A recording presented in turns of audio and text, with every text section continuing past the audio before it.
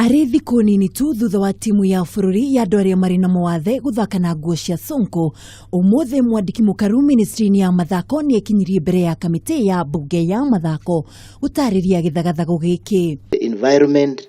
Mumbunge wa aria mari na wathe Danita Ngati ni onanirie giconoko giake riria timu ya aria mari na wathe ya amputee na aria mari bururi-ini wa Mexico mathakire na jezi cia team sonko oriri kuri na honge itiganite cibatie gukorwo ciahete timu ino nguo cia bururi. I really want to express my disappointment to the Ministry of Sports following what we saw last week to people with disabilities and their participation in sports.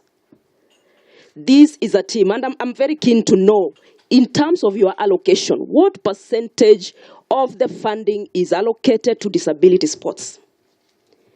Because I can tell you for sure that what I saw and what Kenyans went through last week when the amputee team was preparing and going for the World Cup in Mexico.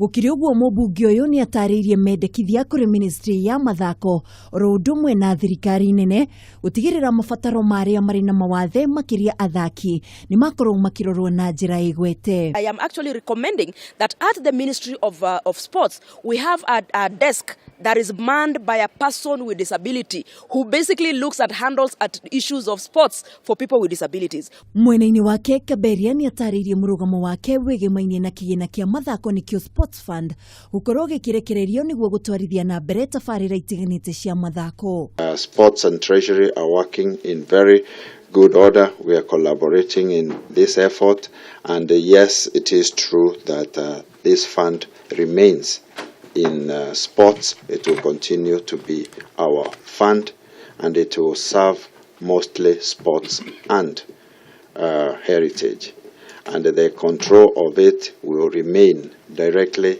under sports. Timu ya aria mari na mawathe amputee igukorwo igitungana na bururi wa Russia utuku wa umuthi.